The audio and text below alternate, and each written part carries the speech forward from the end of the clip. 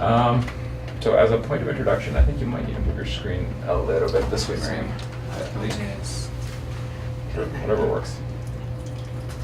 My name's Mo Dhaliwal, as I mentioned. There's sort of a number of fields that I sort of work in. And essentially, this is sort of how I grew up. I was born and raised in Abbotsford. I spent my early childhood picking berries. Yeah, absolutely. And you know the cultural sort of petri dish that Abbotsford is. You know, I can't say I necessarily had a lot of interesting experiences growing up. You know, witnessed a lot of sort of polarity in my childhood. Was you know, sort of grew up in a very quote unquote white neighborhood up until about the 5th grade. Then moved into a predominantly Punjabi neighborhood for the remainder of my schooling. So I always felt a bit of a dichotomy, and I noticed this young, and I just kind of kept noticing it throughout life. However, later on, I moved to Silicon Valley for a while, and there I was subjected to the American melting pot, which didn't actually turn out to be a bad thing, because I got the chance to work with a lot of different people, absorb a lot of different cultures, and when I moved back to Vancouver, in the early 2000s, I kind of took a look around my environment and kind of noticed that same polarity again that I remember from my childhood, except this time it kind of smacked me in the face. So I've just kind of, I guess, carried these things with me and all these various experiences. And a lot of what I'm going to be talking about today doesn't necessarily speak directly to multicultural marketing, but it's my attempt at connecting the dots as a person who grew up noticing a lot of cultural disparity. Started off life in the technology sector, wound up as an account manager in a multicultural marketing firm, and then moved on to start a digital agency, basically working in creative and technology. So that's basically my experience. I went to school for business administration, never used it, spent most of my time as a developer and programmer. That's what actually took me out to Silicon Valley. Came back and just almost by accident, I just kind of like, let me try to hide this. I almost kind of just tripped and fell into the role of an account manager at a agency called Hamazaki Wong Marketing Group. And I worked there for almost 5 years, and that's actually where I learned most of what I learned around what multiculturalism is, what cultural marketing is, and how to sort of do you know, audience identification and media planning in that realm. So, this is typically better suited for a larger group, but let's just do it for kicks anyways. So there's a tool I like to use called Seizu, and again, you know, if this is an audience of 500, it's pretty amazing. But let's just try it anyways. So in this little presentation, everybody's allowed to text because that's sort of part of what we're going to do. But just for the sake of the experiment, if you guys wouldn't mind taking out your phone and actually just sending a text message to that phone number 393939. And you start with the word poll, and then after that you basically add your 3 words. So ultimately it'll look like that. And that's my answer, so you can't use it.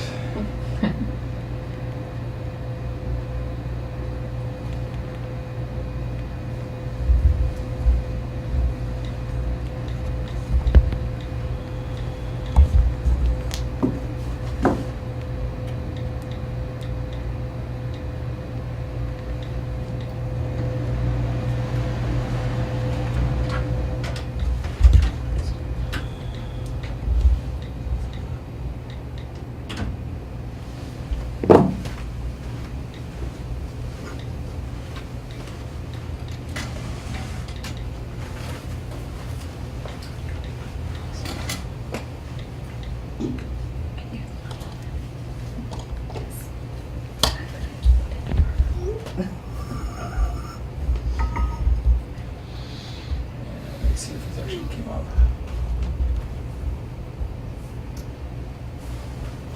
So nothing yet, but that might be my tool. I'll give it a second.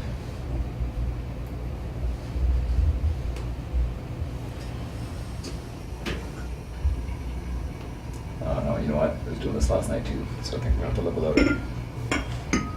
But that's okay. I got a message back saying thank you to add more. Oh, really? Respond with code word poll in your answer. Replies to. Hmm? Opt out. The message replies to. Hold to. Opt out. Yeah. Maybe just for the sake of again, being in a small group, this is a pretty safe space, so I think everybody's okay with kind of shouting them out. But maybe we'll just kind of go around and hear what 3 words everybody chose to describe yourself. I think you came late. Well, I can still come up with some things. I would say I'm funny, I'm an optimistic person, and I am very adventurous. All right.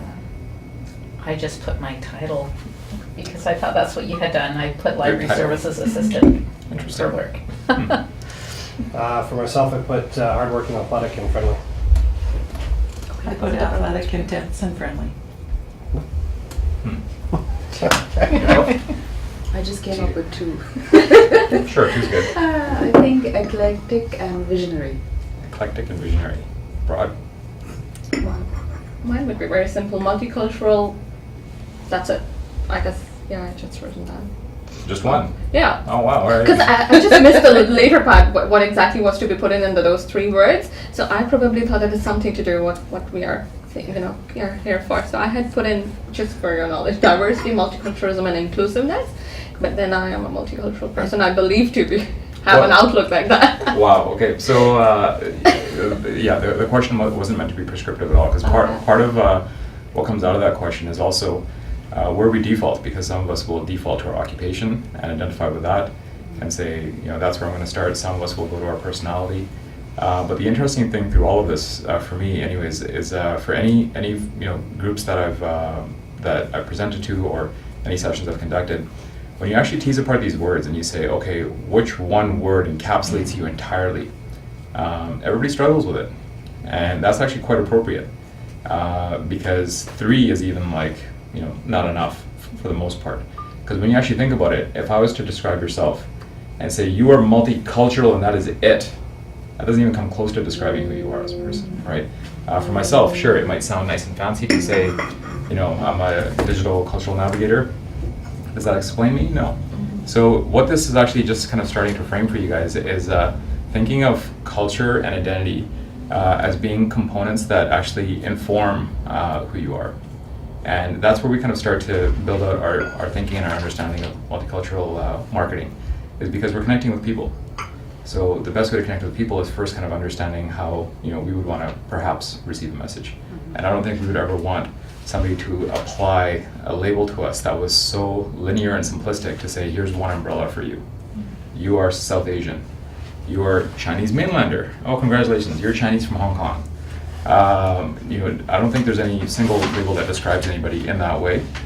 So in much the same way, when we're going to be sort of, applying that lens to some of what I have to talk about, it's important to think of identity as being informed by all these components. So for yourself, your words were funny, Funny, athletic, and hardworking. perfect. And I think if somebody said you were just funny or just hardworking, you'd be missing the picture. You get the point of what I'm saying. So what's really the reason we're all here today?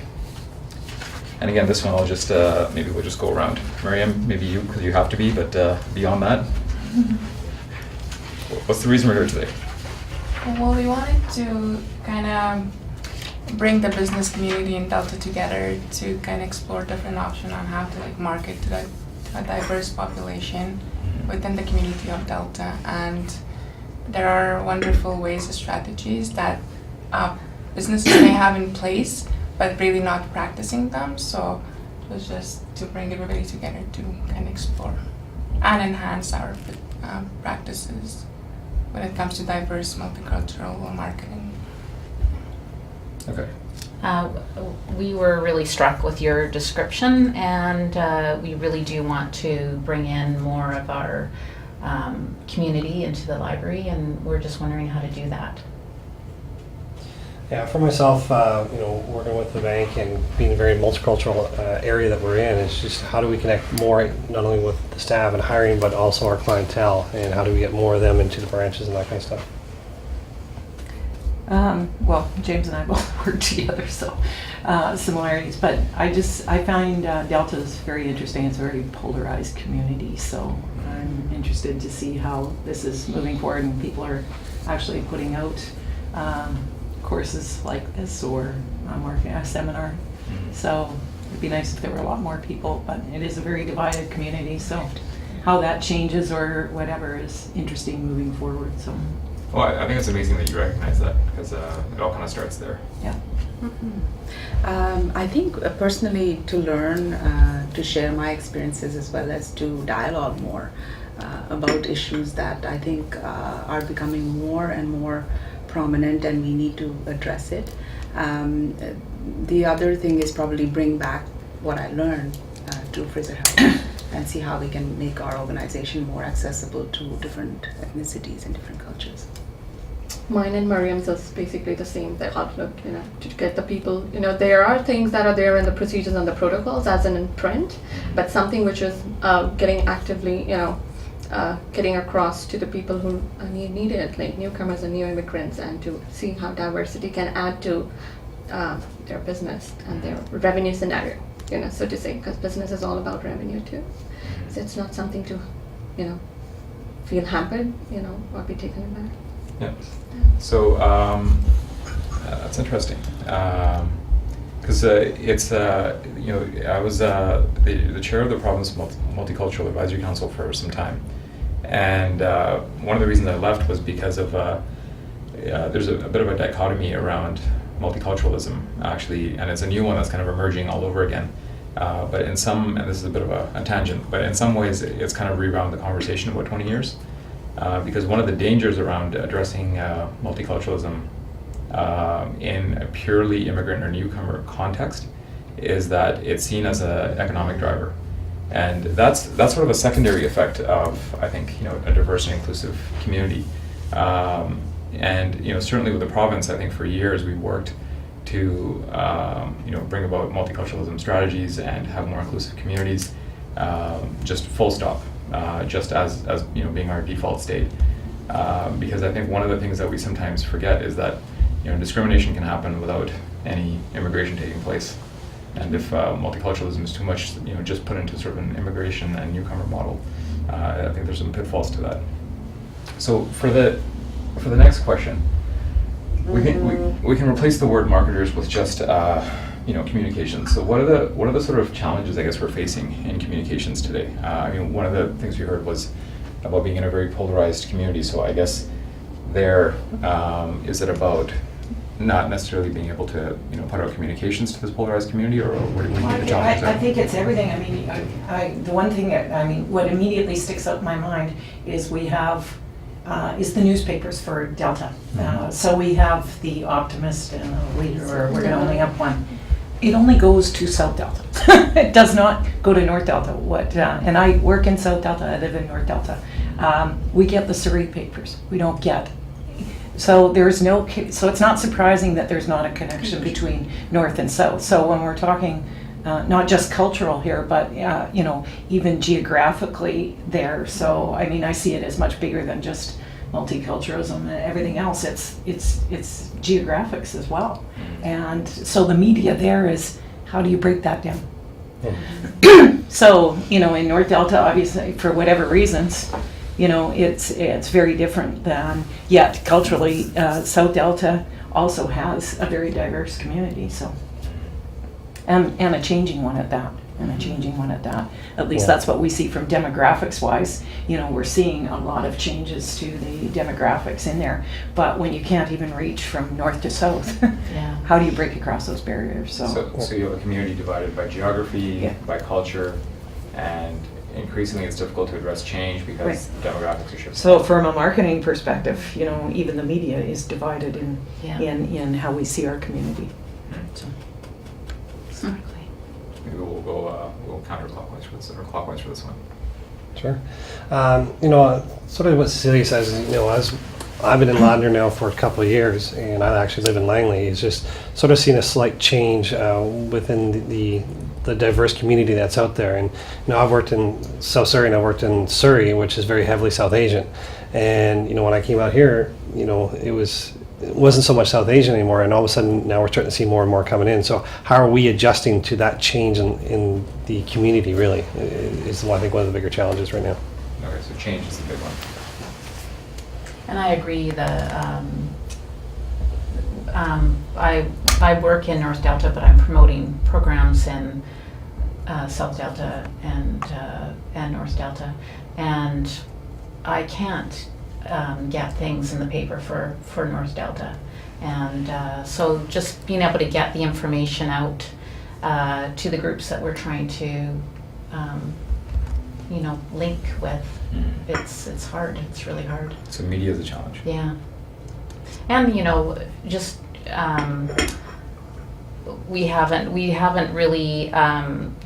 Occasionally, we will put something out in another language on a poster, but we should be doing it more to make people feel more comfortable coming into their own library, I think, and that's, I think, a missing part. Yeah. Right. For us, like, if I put it from our program's perspective, marketing even our own events has been really difficult because of the geographical divide, and also because a lot of the time our communities are in denial. Kind of responses we have heard before is that, well, everything in South Delta or in North Delta is kind of perfect. What is happening out there is not really needed. So the community, like, being in denial and not recognizing certain challenges is one of the things that we find really difficult to promote our programs, including these workshops. I mean, wonderful workshops. However, that sounds positive initially, but then turn out very low, just because, again, all the businesses apparently are perfect, and they're Yeah, I run into that challenge a lot, actually, especially when trying to deal with issues around some of the challenges you're talking about in community, because the narrative that we're told all the time is that Canada's this amazing utopia, everybody's welcome, etc. And whereas I think it's true that everyone's allowed to arrive, that's different than everyone's welcome, perhaps. So I think what you're kind of highlighting there is something that's going to come up a little bit later, and it's around prioritization. Around one of the biggest things that I think any business can do is just look at multiculturalism and just prioritize it as a starting point. How about yourselves? Just as Mariam said, that we were finding it hard to market these business workshops, but initially when the program started, we were try to tell the community that this is a kind of a program which is running and we want to gauge our feedback. So we were trying to market our program, in order for the community to know. So then we had this, again, the same difficulty, with the perceptions that, oh, this is a perfect place, we don't need this. There are things that are happening, but there is not a need for another person to come in and tell us. So it's, I guess, basically the perception of people who are there that needs to change for the marketing strategies to be, whether it's a divide between South Delta or North Delta, but then both the communities feel we don't need it. Mm-hmm. So it's a perception, I guess, which needs to change for the people who are working behind it, and that's what I feel. Okay, well, I think where health is concerned, there are so many changes every time that you see that the sector is experiencing. But I think most importantly, when you talk about inclusiveness and when you talk about policies and practices, you're looking at what are the processes there, what are the reiterative, evaluative measures that are taken by an organization to improve themselves continuously. So it's really about continuous improvement. Mm-hmm. And you're also looking at, when I look at service delivery and the services that we are offering, essentially a lot of it has to do with life and death, right? You are in situations, critical situations. Are you being inclusive of the values of some of the patients that we come across? And so I think it's really about the values of the consumers or clients or patients, whoever you're talking about. So patient engagement is a very important piece, and that's something I try to kind of endorse, and many of my colleagues are trying to say that let's understand the journey of these patients, and let's include the voices of many, many different people. It can't be just one generic folks, right? But everybody, and that'll make it even more richer. So that's a perfect segue to the next question, which is, what is multicultural marketing? And I think that's a good starting point. But I'd like to hear some other thoughts on what this is, because you'd be surprised. I've asked this question in large auditoriums, and the answers have been varied, and in some cases very, very surprising. So what is multicultural marketing? Well, I think it's trying to find the programs that are going to bring customers into your business or into our library. Like I would have said, we need to have things written in their primary language too, whether that's right or wrong, but to be able to get the information out there, and through various sources like papers, but also going further and going to the newspapers and radio stations that are like Red FM and the Different kind. Yeah, the different multicultural newspapers and. Okay, so for you, multicultural marketing is about the content being in language to appeal to a group. Yeah, Okay. but also, just not going with the main sources like the province and the newspaper, but going beyond that. Okay, for yourselves.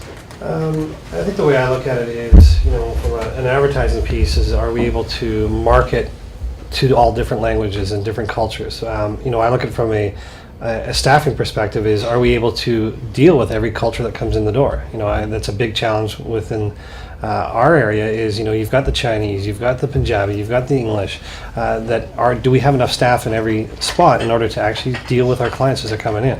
Because they all don't speak English, so how do we make that multiculturalism possible within our branches? I would say very, very similar to what James is saying. I look at it from a bigger picture. Canada is a very young country, and they're very. We're only now coming where we have people who are second generation or I'll say third generation now, which is very unusual for most countries in the world. So it's looking at it much broader, and being inclusive of all of those is targeting marketing that's going to appeal more. We have specific ones, yes, when we talk about people coming in, and yes, can you enter in, but how do you feel welcome is marketing to make them melt, to make it more of a melting pot, like you said, where it is, because it is very different. You go to Toronto, it's much more of a melting pot than what we see in Vancouver, and yet, why is that? Or in the Silicon Valley or somewhere else, it is that welcome after the fact, so. How can we do that? So I look at it from bigger as being inclusive rather than directing it to individual pockets of that, but recognizing that there are some cultural differences. But Okay, so it's more about creating an inclusive space. a more broad, inclusive rather than segmenting. Got it. I would agree with what's already been said. I don't know, I see more barriers with multicultural marketing, because we think about resources. Do we have the resources to address the needs of different ethnicity? Do we have the staff that are representative of the population we're serving? So I know with Fraser Health, they do confront those kind of challenges all the time, where they need translators, they may not have enough translators. So how do you get folks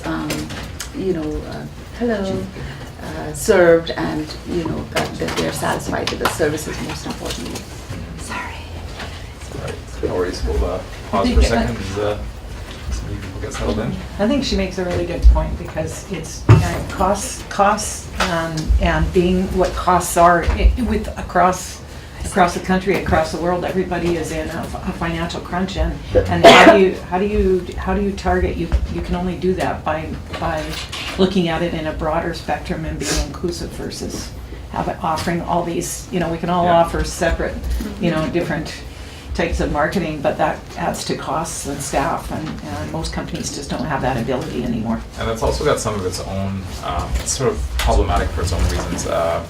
I mean, working at a multicultural marketing firm before, our multicultural marketing was Punjabi, Cantonese, and Mandarin. And, you know, covering off these 3 areas, it was considered, you know, that ticked the boxes, and our multicultural planning for some of our clients was done.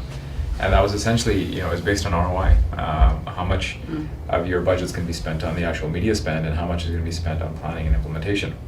And planning and implementation goes up really high when you are in a region like this and you have a significant number of people speaking up to 50 different languages. So trying to target a lot of different audiences is very difficult. As opposed to you know, creating some communications that are more, I'd say, culturally intelligent than they are, you know, translated or in language. Because especially when it comes to second and third generations, because multicultural marketing, it's not to say it doesn't work with second or third generations, but like myself, for example, I'm Punjabi. I find myself very connected to the culture. However, you're not going to promote to me with Punjabi advertising that's in Punjabi, because that won't necessarily resonate with me. It's not my first language. It's a language I speak at home, but it's not the place I'm most comfortable. So we find that in our communications, if you're able to do something that appeals to a broad audience, but perhaps once in a while provides a bit of a wink to a certain group or a certain audience, that's enough to actually have that communication resonate with a certain cultural group, right? Because they'll recognize themselves in it, and it's a culturally intelligent communication, and that's efficient. So I'm gonna back up here and just get away from the questions a little bit, maybe get into a bit of a philosophical space and talk a little bit about what's kind of happening in the world right now, and the principles and the rules we kind of use to govern our company. And more and more for the last few years, I've been bringing everything back to this metaphor of the cathedral and the bazaar. And this is a metaphor that was actually born years ago in the technology space, but just for the sake of clarity, this is a cathedral, a big monolithic structure, single seat of power, and this is a bazaar.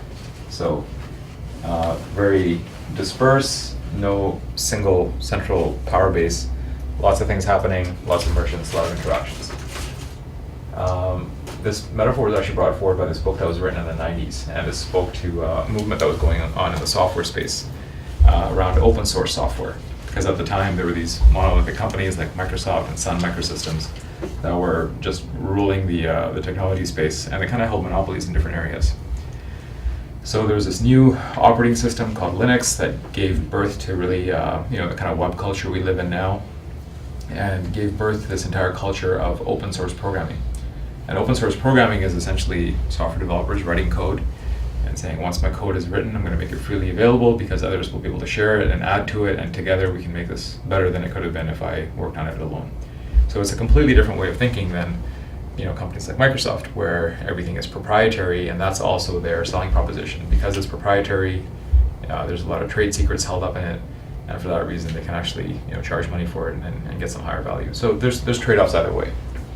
But the reason why I bring the cathedral and bazaar metaphor into play for diversity inclusion or multicultural marketing is because the models they represent, both the cathedral and the bazaar. And the models aren't just in technology. It's not just about software. It's not just about programming languages. You also see these models at play in politics, right? Where we had the Occupy movement, and what was that if not a portrayal of this metaphor at play, right? We have these cathedrals of power, and so many people feeling like they don't have access, and the only way they could is by creating this bizarre environment for themselves via the Occupy movement, by having diverse groups gather, having complete diffusion of power amongst the group, where they're enacting these group voting systems and whatnot. But it was a way of giving people that were completely disenfranchised, of giving them access to some sort of process to have a voice. We see this in economics. Again, we had massive cathedrals. I mean, thankfully our Canadian banking system is a far cry from the American one, but these massive cathedral-like financial institutions that were almost religions unto themselves. And we look at what happened with the crash of all these financial institutions over the last couple of years. I mean, you've all obviously seen the headlines. But on the other side of this, we see things like Bitcoin. We see all of these cryptocurrencies coming up on the internet. But we also see microlending. We also see these small payment networks that are meant to, again, provide access to millions of people that are at the bottom rung of society, rather than channeling profits and assets up top towards these sort of cathedral-like financial institutions. And lastly, we're seeing it in community. And this is where it relates to us, because the cathedral model only existed for a little while, actually, because if you look back far enough in history, you find periods of time where humanity, for one reason or another, was actually a little bit more comfortable with plurality than we have been in the last 100 years. Call it nation building, call it what you will, but over the last 100 years, this notion of the single country speaking a single language or being some sort of homogenous group, this sort of fallacy was born pretty recently, right? You look at even countries like France that are having such huge issues with multiculturalism and how they're negotiating that space. Those are actually really recent tensions, because France has actually always been a highly diverse place. The number of languages spoken, the number of different ethnicities, even in just like the Basque region of France. And Asia, of course, incredibly diverse. Even a place like China, where here for us Chinese it's Cantonese and Mandarin, and we figure we've got it covered. And China itself represents something like 55 unique ethnicities, many hundreds of dialects spoken, what have you. And that's before we even get into a place like India. India's lost more languages than we speak in North America just in the last 50 years. Out of like 1,300 recognized languages, in the last 50 years they've lost about 200, so now they're down to 1,100. 17 national languages, 187 dialects. I mean, that was plurality at play. And over the last 100 years, we've been kind of taught that countries are these single flags, these homogenous groups that speak one language and everybody acts a certain way. And that's part of the reason why there's been such a tension around it, because that was never our natural state. So what was our natural state? Our natural state was very much not the sort of single monolithic cathedral, but very much the bazaar. I mean, bazaars like this, the reason why I think this model works so well and it's so beautiful is this picture was actually taken from the Grand Bazaar in Turkey. And just, minor aside to history, in a place like Turkey, the Ottoman Empire, I mean, there were sultans there that came and went, empires fell, what have you. And over that period of time, this bazaar has always been there. This bazaar has been there for 600 years. It has burned to the ground 4 times, earthquakes, kings have risen and fallen, what have you. The Ottomans don't even exist anymore. That bazaar is still there. And the reason is because there's no single point of failure. There's all these points moving around constantly renegotiating themselves. In the West, and I would say in this sort of cathedral culture, there's a real focus on I and me. And this kind of comes out in the communications a little bit. And from the East, and this bazaar culture, there's a real focus on they and we. And it's not to say one is right, one is wrong, because they both have their pitfalls, right? In the sort of Western I and me culture, there's a real focus on the self. But for that reason, there's also a lot of self-awareness, and for that reason, there's also a real focus on individual purpose. In the Eastern culture and the they and we culture, on the one hand, it's collectivist, which is kind of nice because there's some thought towards common welfare.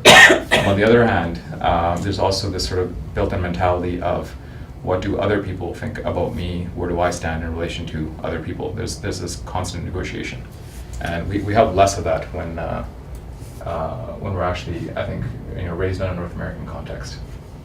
So the idea actually behind multicultural marketing, and this is sort of my hypothesis, is that we're trying to find ways to help our world recognize the failure of its cathedrals and negotiate the rebirth of the large closed systems as vibrant, magical bazaars. And this bazaar is actually speaking to a little bit of what you're talking about, is this inclusive space where everybody finds it accessible and can find their place in it, rather than trying to create all these little mini cathedrals of communication. So that's really the question then, is what's multiculturalism and what's diversity and inclusion? So even multiculturalism in a Canadian context, even though we think that it is progressive and creates all sorts of space, this is sort of what the model looks like. Multiculturalism was instituted at the top, and it's basically found space for everybody to kind of fit into these nice compartments. So it's created space, but very little understanding, because Canada as a mosaic, I mean, people love talking about the mosaic metaphor, which sounds good until you really think about it. And the thing with a mosaic is every tile has a thick layer of grout around it. So it's good and bad. And that's really the model that we're kind of sitting in, especially in a region like this. Whereas really, and this is to your point, what we need to be moving towards in our communications is thinking about diversity and inclusion. And just to get past these words, because they're far more than buzzwords. Diversity is obviously around everybody looking different, being different in many ways, and saying that's okay. And typically multiculturalism just stops there. Inclusion is about every single person feeling like they're a part of the conversation, feeling like they have access, feeling like they have some agency to kind of come in and make decisions and interact. And that's the component that we're missing. And that's the component that looks like this. So it's not monolithic, it's not top-down, it's many people interacting with many other people. Because the other component about multiculturalism that makes it really problematic was that there's a real white privilege center to it. There's a hub and spoke model to how basically we access the many quote-unquote visible minority or ethnic communities. Because even that terminology, when you think about it, ethnic or visible minority, what does it mean except non-white? Right? So we need to get beyond thinking about the hub and spoke model of thinking that there's some sort of mainstream that sits in the middle, and there's all these sort of spokes that point into the middle. And thinking of it as this network structure. Thinking of it as there's many cultures and many people in this continuum that might want to have many sort of, many types of conversations with anybody. And there was a real realization for me about 5 years ago when I was working on an activation for Coast Capital Savings at the time, and we were out in Surrey. And for us, it was always about taking the bank's message and finding the communities to connect the bank's message with.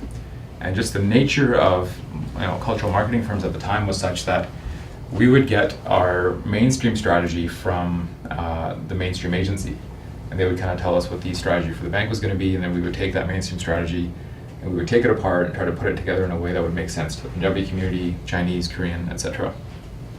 But I was talking to, and this is just, we just happened to be in Surrey, and we went to this restaurant. I'm talking to the restaurant owner, and he just kind of came by the table and said, I'm the owner, do you guys need anything? And we started talking to him, and he said, I'm really interested in multicultural marketing. And at first I thought, okay, well, Indian restaurant owner, sure, of course you are.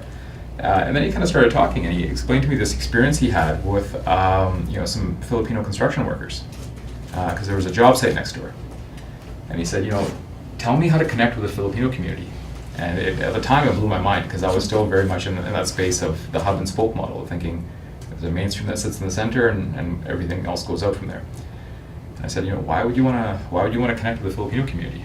And he said, well, it's amazing. He goes, I got lots of Punjabi customers, but he goes, the Filipinos, they love my food. They come in, they eat well, they pay, and then they leave.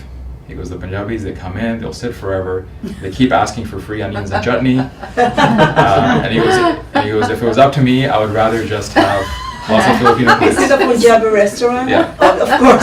Yeah. So at the time I Connect thought, me with him. so at the time I thought, amazing. That's phenomenal. It's, a weird little story. But even for myself, we were just starting to kind of, break the surface of what diversity and inclusion meant. Because it's not like, even myself, it's not like I was trained in this. Like 10 years ago, I kind of tripped into this field. And since then, it's been a bit of a learning and evolving experience. So if these are the audiences that we want to access, how do we... Oh yeah, our poll thing isn't working, but I'm assuming things are okay, everybody's good with the pace? Yes? All right. How do we get the message out there? And how do we put the message out in such a way that it's going to resonate with the communities we're talking about? And there's been a lot of sort of false starts in this area as well, because there's many well-intentioned companies, and I shouldn't name names, but TELUS has had huge issues in this area. They've had campaigns that are done in phonetic Hindi or phonetic Punjabi. So if you can imagine the Hindi or Punjabi headline or copy being written using English characters. And it's interesting that they would do that, because on the one hand, it's sure, it's accessible because now I can read it, but on the other hand, if I can read that, I can read the rest of the paper anyways, right? So in a British Columbia context especially, I have no idea what they're actually trying to accomplish with that. Whereas if the ad was just in English and it happened to be in some sort of South Asian magazine, and if there was some other sort of wink at the community or some sort of hint at understanding, I think that would have gone a lot further in actually resonating with the group that they were after, which was really like a 20 to 34 sort of market. Other examples of sort of failures in messaging. Actually, let me see if I can play a video here. Das hier ist mein Sektor. Das hier ist das wichtigste Gerät des Küstenwächters. Das Gerät, das Überlebensradar.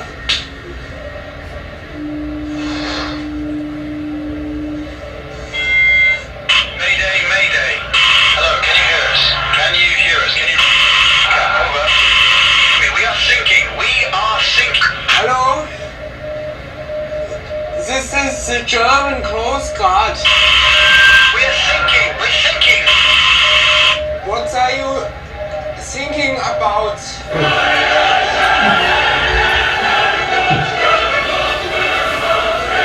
So I'm not sure. I'm not sure if everybody's seen that, but I love that commercial. I've been using it in presentations for years.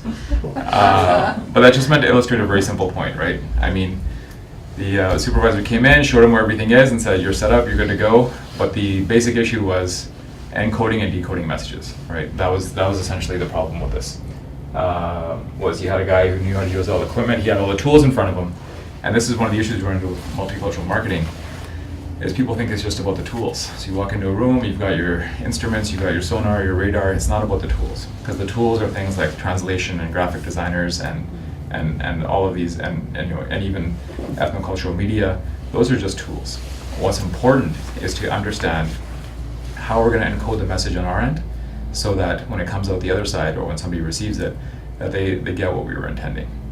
And one of my later examples will be Coast Capital Savings. I need to remember to tell the story. But that was one of the biggest issues we actually had with Coast Capital Savings, was they had a mainstream message that was around getting a laugh out of people that would watch their commercial. So if anybody's seen a Coast Capital Savings TV commercial, they're always kind of goofy, and they'll get a laugh out of you because they're always kind of doing something strange or weird. And that might be a great message for second, third generation, or essentially a Canadian audience that's been kind of steeped in North American culture. But our struggle with them and our argument with them was trying to really convince them that for a recent immigrant from India or China, which they've highlighted as target audiences, the last thing those people want to be doing is laughing at their financial institution, right? I mean, this is a place that their hopes and dreams are tied up in. They do not want to be laughing at their financial institution. So what could we do to kind of align the strategies? And I'll show you an example of that later. But we basically had to take that message and try to pull it apart and encode it in a way that would actually work with the audience. Another important aspect is value, because so often multicultural marketing becomes about what we want out of a certain audience, right? We want to get more people in. We want to sell more of some product. It's a lot of what do we want out of it, and more than that, it has to be an understanding of the fact that it's always a value exchange, right? There's something we want, but there's something we have to be willing to give, and there's been some failures in this aspect as well. Sorry, you were saying? So an interesting trip yesterday. Really? Master's degree. Well, university in Canada. Very good. No, just Canada. Any work experience? Ideas on major projects, but only in Canada. That doesn't really come from much here, does it? Exactly. And his accent. So why are we talking about it? He's seeing the competition tomorrow. Deal. Don't close your mind to opportunity. Hire a skilled immigrant. So I like this ad in particular just because it kind of highlights some problems with approach, right? And what's the inherent problem with this issue here? Was that there's a company that's seeking some value, and they're walking into a situation with lots of sort of issues that aren't allowing them to address the value that's apparent in front of them. And the obvious one here is, of course, this is taking a shot at the Canadian immigration and labor system, where we have so much skilled immigrant labor that ultimately come in and drive taxis. So the issue in this case in the value proposition was there was a lot of assumptions, that those assumptions actually drove an unconscious bias, and it made the value exchange unclear. So another important pillar in all of this is to ensure that when we're looking at any sort of multicultural marketing or some diversity and inclusion program, that there's a clear exchange of value. It isn't just about saying, what do we get, how do we pull this audience in, but what are we giving them? What's the experience they're going to have of working with us that's going to basically send them away feeling like they had a valuable experience, right? And that goes beyond just a sale of product or a sale of service.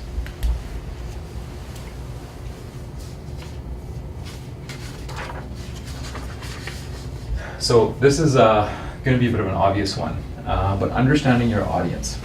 And the previous video spoke to this a little bit as well. And understanding your audience beyond the assumptions requires a fair amount of research, because there's a lot of knee-jerk that happens when it comes to multicultural marketing. In the last 10 years, I would have hoped that things evolved, but they still haven't to some degree.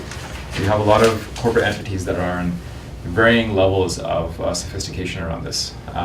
There's many entities like Royal Bank, HSBC, and others that really understand how to dig in and actually do a lot of research around their target audience. But there's many companies that will still, when it's time to put out a message around some sort of South Asian holiday or Chinese holiday, they'll still turn to the brown guy in accounting, they'll turn to the Asian person in HR, and that's where they'll go for their marketing advice, right? The assumption being that for some reason they're going to be experts in this field just because they happen to be from a certain culture. So there's all sorts of assumptions that come to that. We used to work with clients that had sort of internal ethnocultural marketing committees that were comprised of just essentially, they rounded up a bunch of non-white people that were in their company and said, you guys are our internal experts, and you're going to vet all the communications from now on. Disastrous, absolutely disastrous. Because that essentially just assumes that this is still what we're dealing with, right? It's white guy, Asian guy, Indian guy.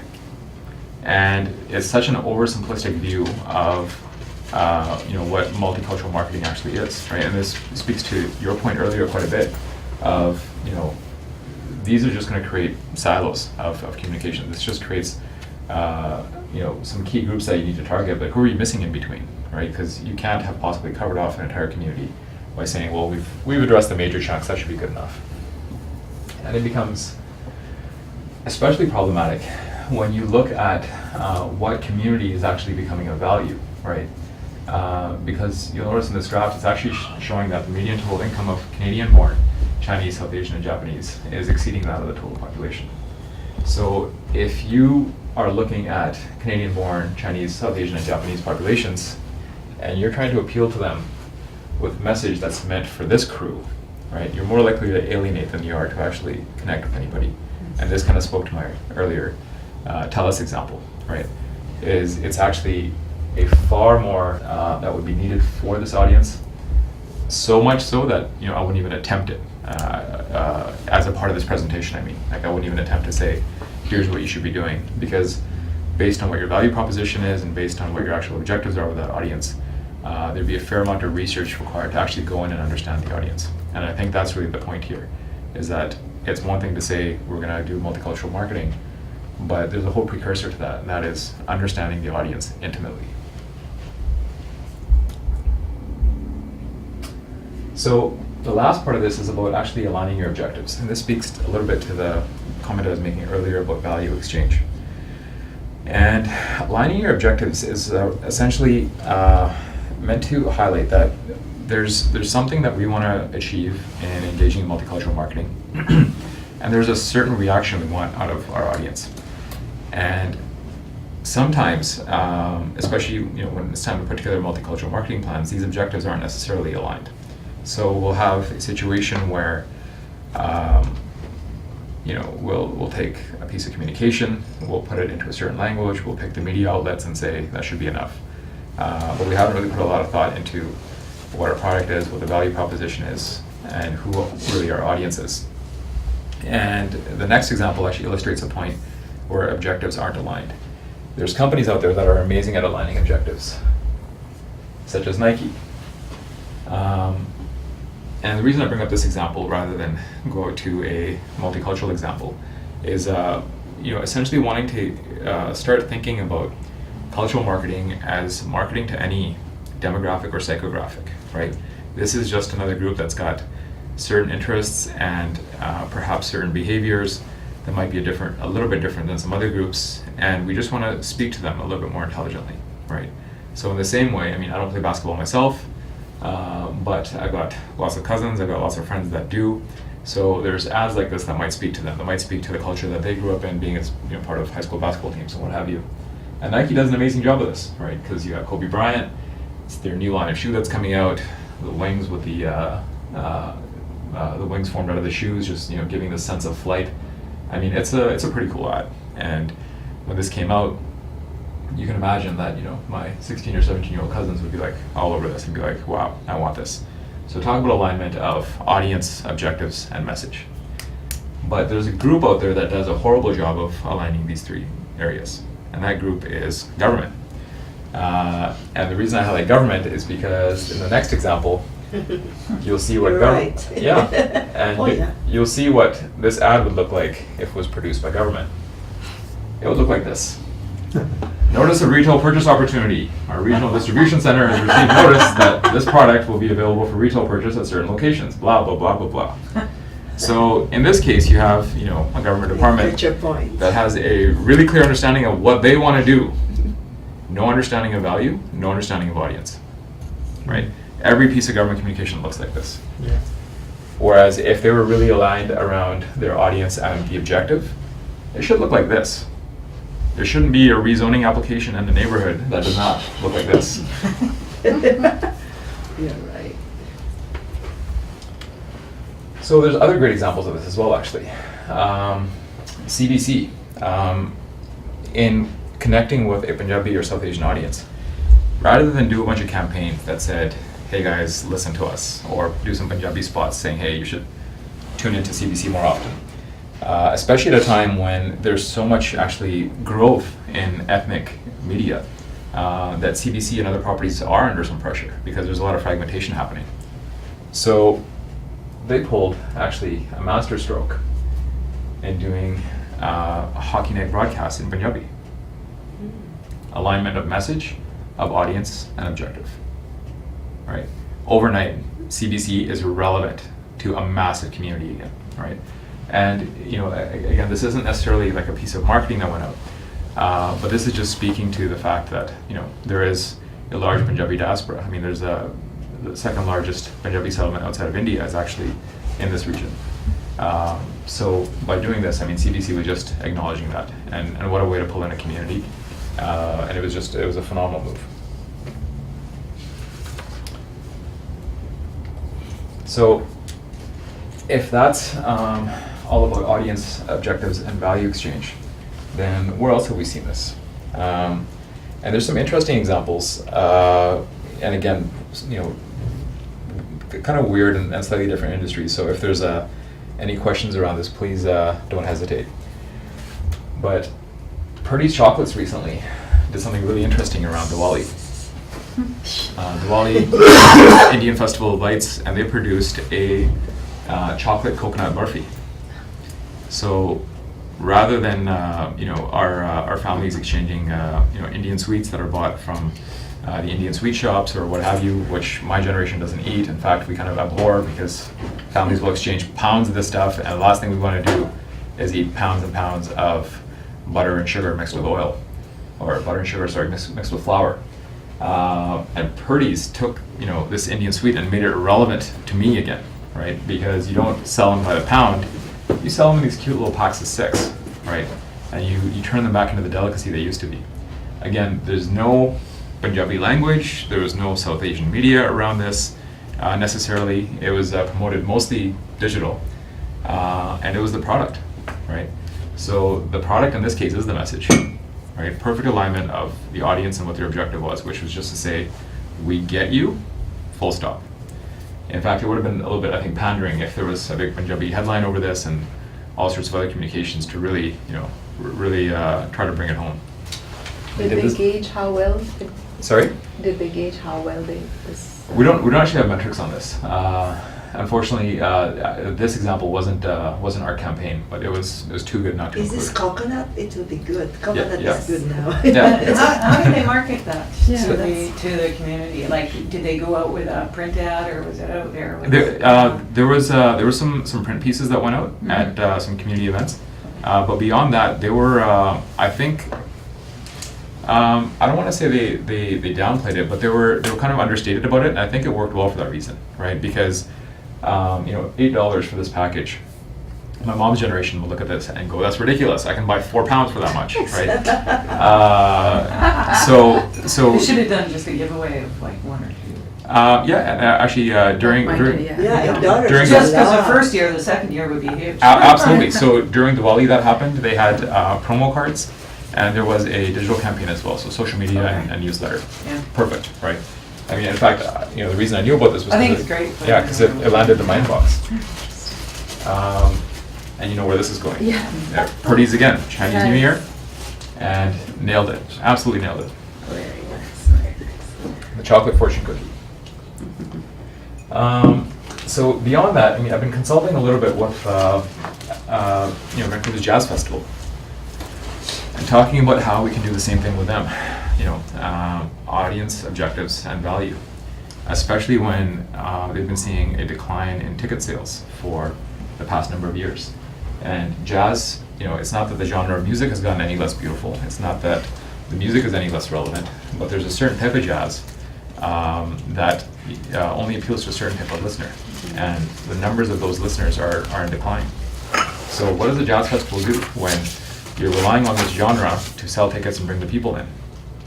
And so our sort of advice to them was to say, why not broaden what you think jazz is, right? Why not think of this in a wider context? And we started getting into the essence of jazz as if that's your value proposition, that's your message, is jazz music. Jazz is about improvisation and emotion coming together. So let's look at using those things. And we recommended a Pakistani artist, a Pakistani genre, I should say. This artist is no longer with us, but it's a musical genre called Qawwali, right? And the entire genre is about improvisation and emotion, right? It is vocal jazz at its best. So, as a part of their programming for the 30th anniversary, we're actually recommending that they include a Qawwali component as a part of the Jazz Festival. Speaks to an entire community, representing many broad cultures from the South Asian community, and it fits jazz perfectly because it actually is jazz. Isn't that what they did with rap? Like how it became, the Grammys and all that? I mean, at first they did not include that, and it became, it was excluded from all the awards and stuff like that. Once they included it, then it became a much bigger target audience. Absolutely, Yeah. because suddenly people had access. So there's also some local examples of this sort of thinking. These examples I'm going to present are actually some of our work. And I've only got actually a couple of them here, but I'm not sure how many people saw this ad.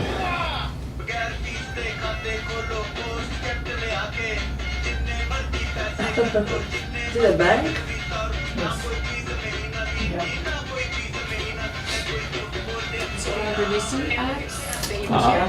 This is a couple years old. Yeah, and they've done some newer ads in this vein, but the last time I worked with them was at my previous agency, so I included that example. But in this case, this was the example I was speaking to earlier, where At the time, their mainstream ads were even goofier than they are now.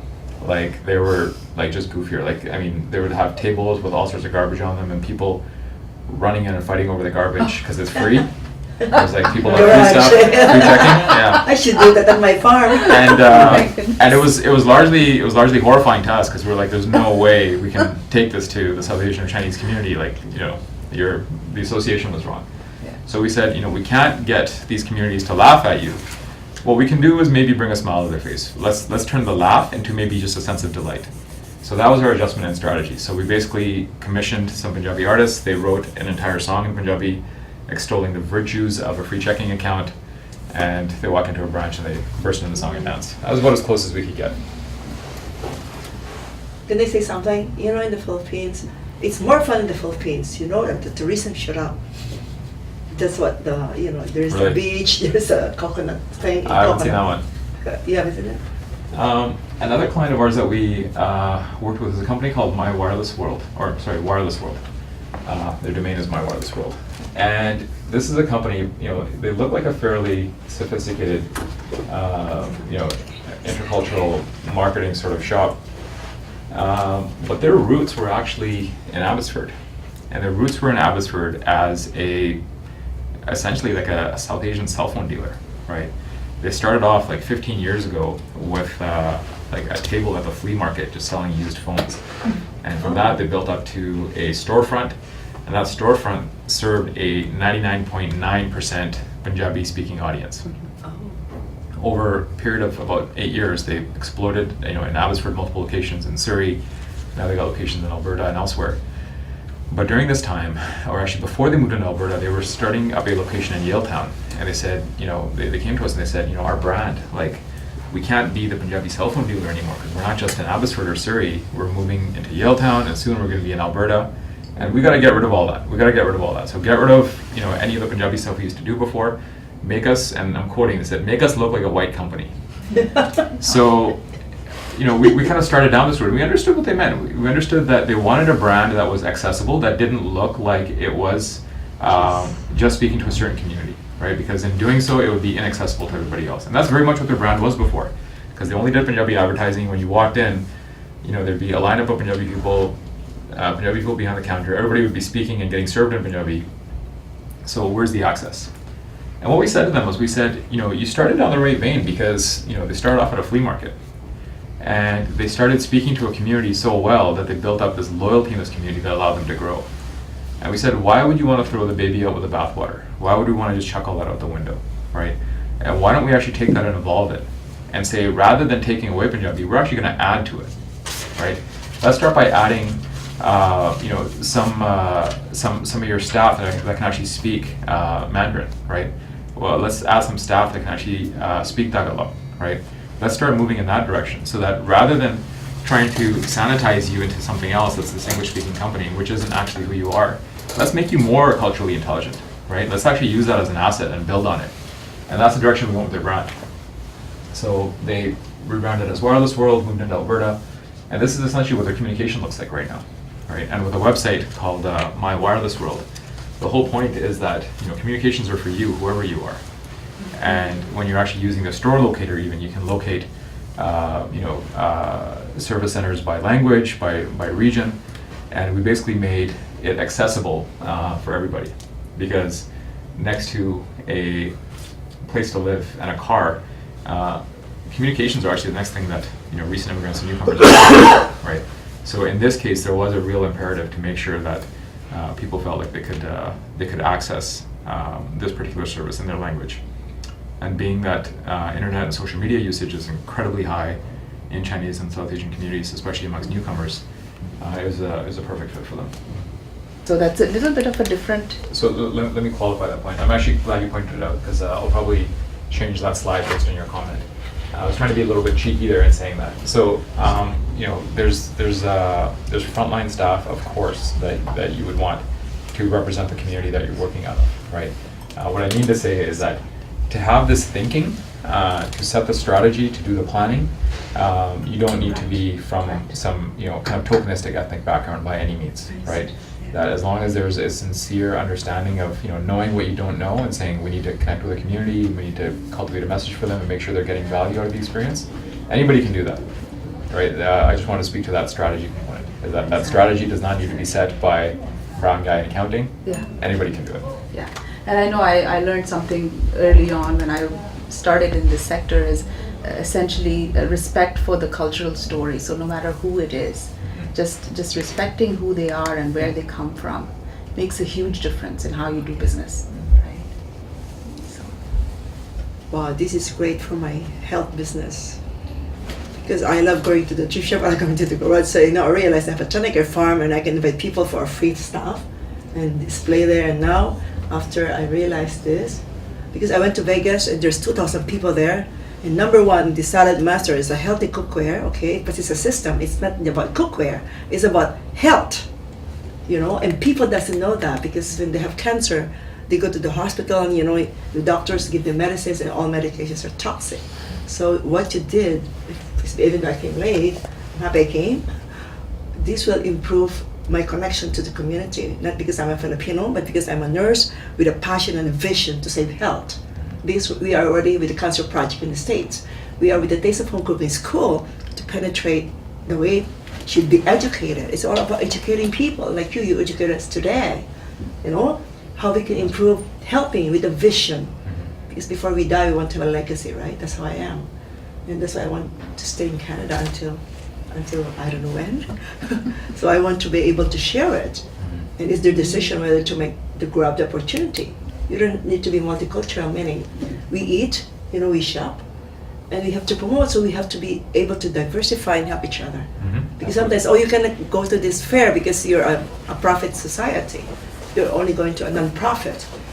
Well, we need money to go there, we need gas, we need cars, So sometimes there's the exclusion, like we have some shows that you can go because you're not a non-profit. So what do you think of that? Well, that's a whole other category. I think that's a different conversation. But it's about marketing, Well, it isn't because there's a lot of policy and structure that's been put in place to ensure that.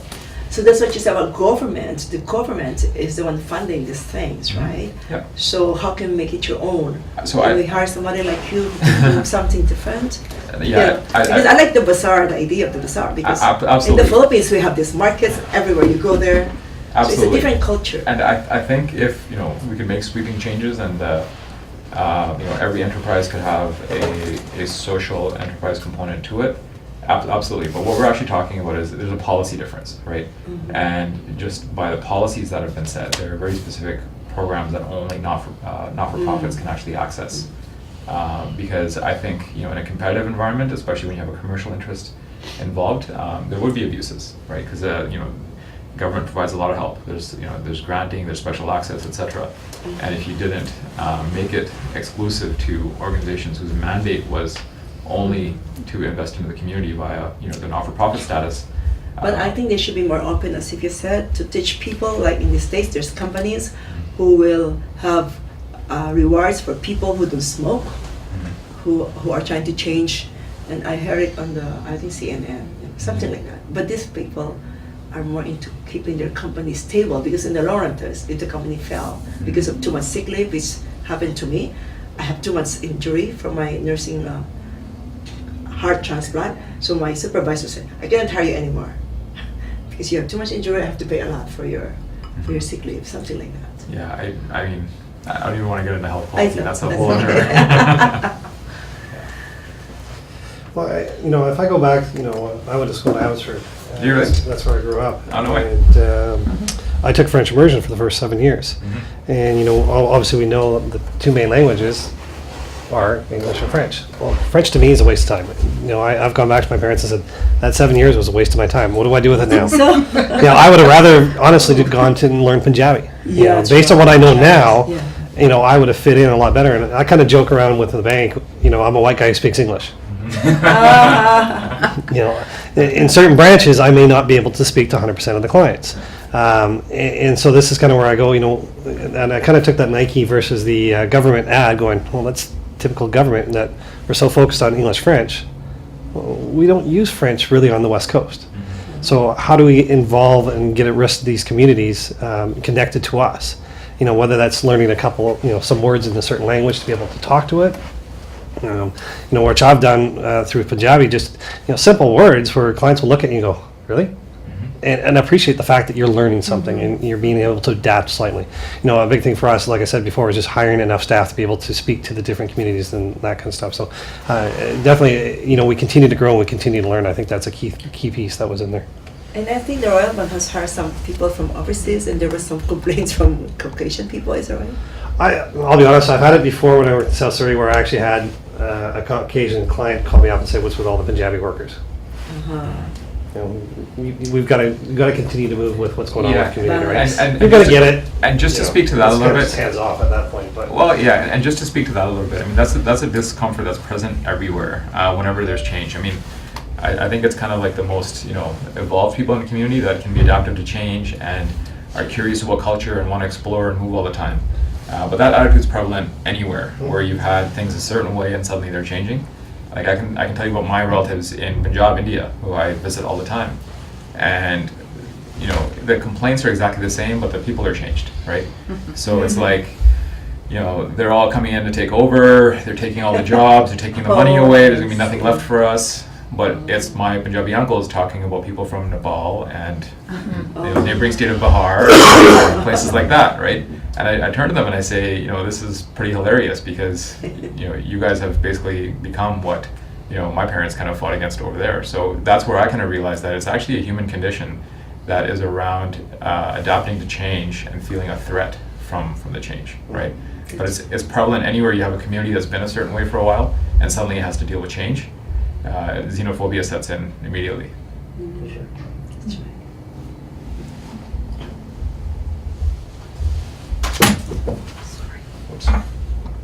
I just find like, with some major businesses and companies out there, what they do is they look at their overall customers and kind of like try to allocate resources to serve that population. For example, there's a bank branch in Kingsway, Edmonds area in Burnaby where I would say 80% of the immigration population are like from Middle East, North Africa, and the Sahara region. However, in that bank branch, most of the workers, employees are from the Asian backgrounds who speak Cantonese, Mandarin, and all that. And then, as a result, I know a lot of people who live in that area, and I have worked there before.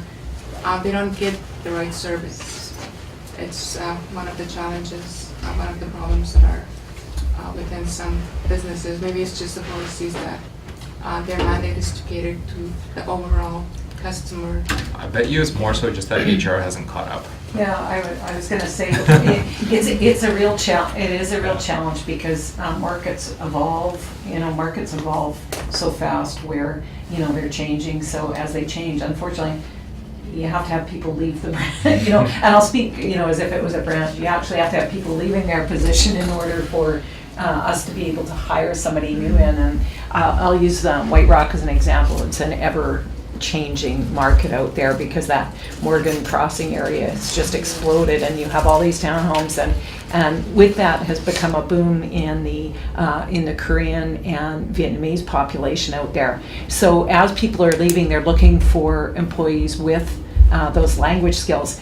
But somebody has to leave in order for somebody to take those jobs because we're not in an environment where we're recognizing we can't sort of shift and move people around so that, and we probably, once again, don't do a very good job of marketing that line. And maybe some of our staff don't even, may not even be aware depending on where they are.